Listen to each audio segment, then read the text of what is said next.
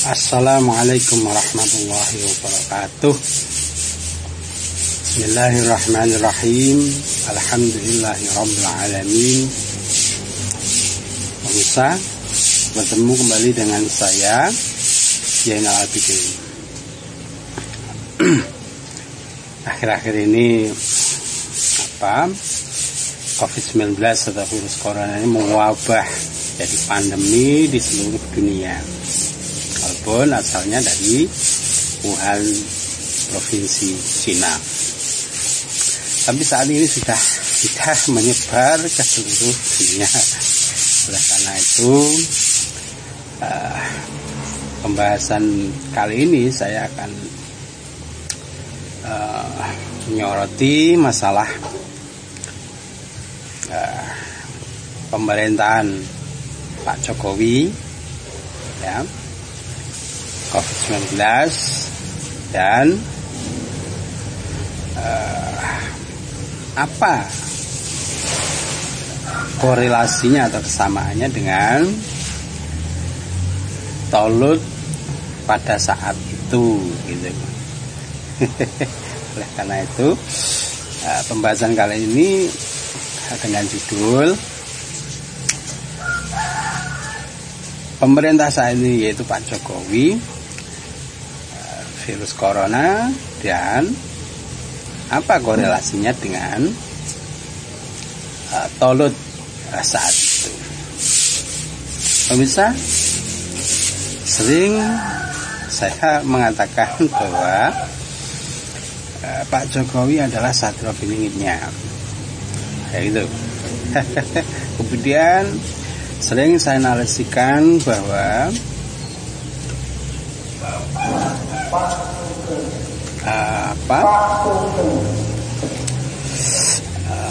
bahwa saat ini, yaitu Pak Jokowi itu adalah Tolutnya zaman now.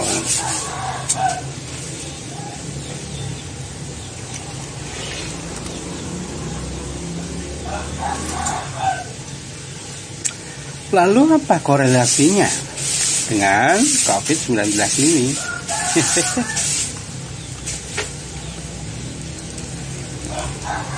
Seperti saya jelaskan di video-video yang lalu bahwa saat Tolut dipilih oleh Allah, ya, masyarakatnya juga menolak, tidak menerima, istilahnya begitu, dengan terpilihnya Tolut sebagai panglima untuk mengomandoi Bani Israel untuk menyerang Jalut saat itu, ya.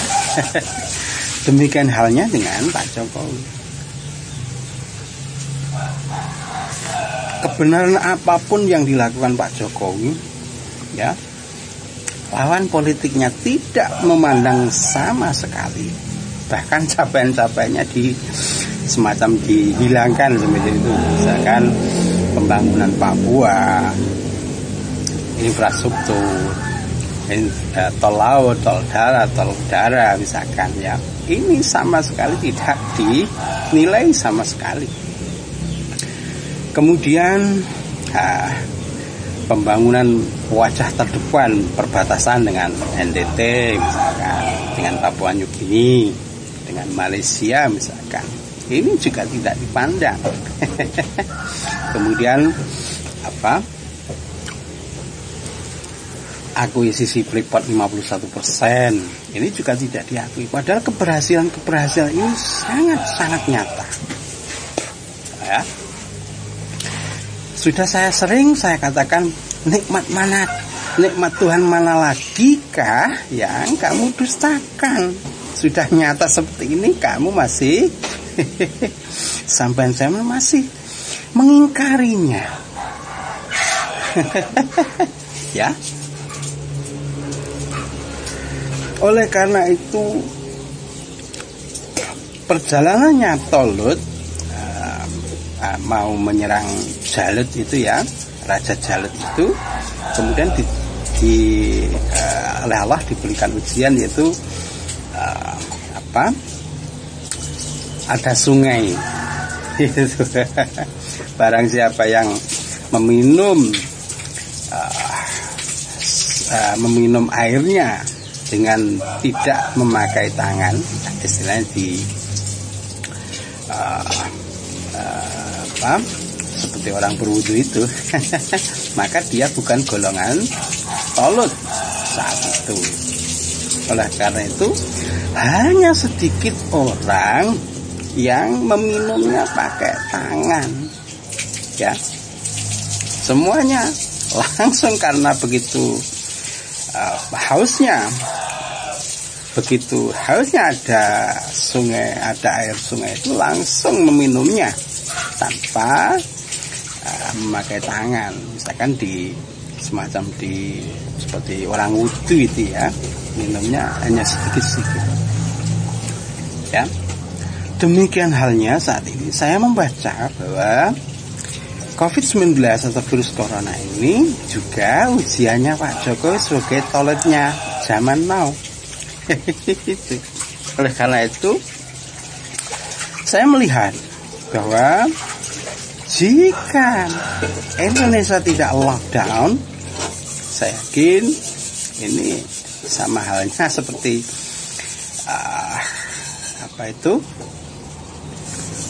tidak meminum air, ya, tidak meminum air sungai itu seperti yang di toilet itu, ya, meminumnya secara langsung, tapi pakai tangan. Oleh karena itu, anggapan saya bahwa kalau Pak Jokowi tidak lockdown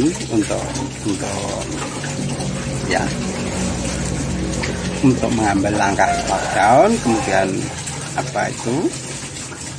hanya menginstruksikan agar bekerja dari rumah kalau bisa, kemudian mengurangi aktivitas kumpul-kumpul, kemudian penanganan secara cepat, misalkan ada rapid yang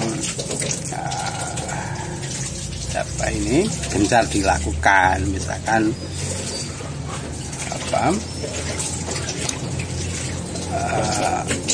pendeteksian, ya, masyarakat secara dini dengan alat-alat penunjuk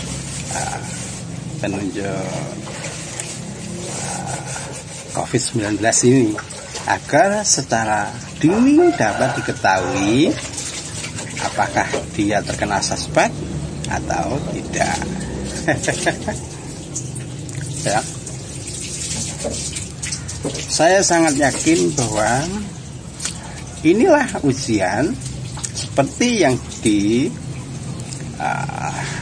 waktu dulu di Bani Israel itu, yaitu ujian dengan air sungai.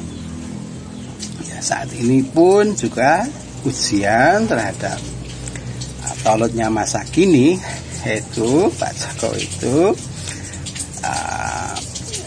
taruhlah dianalogikan dengan air sungai saat itu.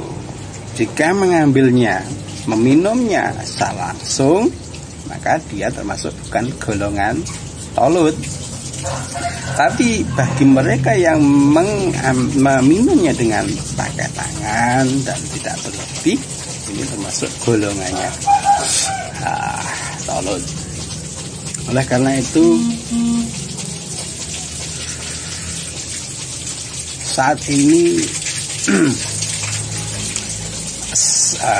akhirnya muncul orang-orang yang sebenarnya musuh dalam selimutnya Pak Jokowi. Sudah dinarasikan di Sewot, ya, bahwa berkat virus corona ini, ya, akhirnya musuh dalam selimut Pak Jokowi ini muncul.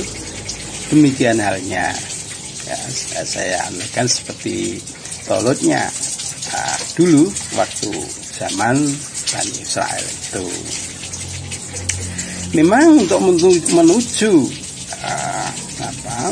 sebuah negara yang maju harus dicapai dengan ya seperti ini, banyak ujian gitu. Demikian halnya dengan Tolut saat itu juga begitu ya. Mau memerangi Jalut, Raja Jalut yang zalim saat itu juga penuh perjuangan yang begitu berat.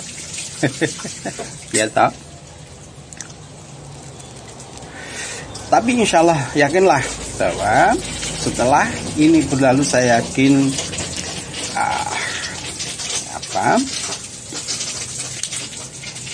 Indonesia jika begini on the track dalam fundamental pembangunan negara ini, saya yakin Indonesia menjadikan mercu suwarna dunia, atau Indonesia menjadikan Indonesia emas di tahun 2045, saya yakin bukan sesuatu yang mustahil saat itu tentunya.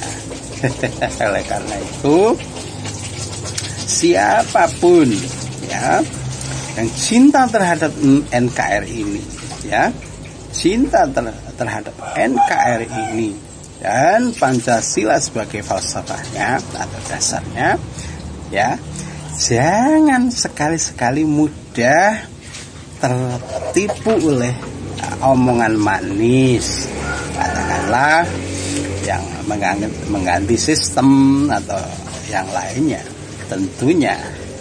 Oleh karena itu, saya sangat yakin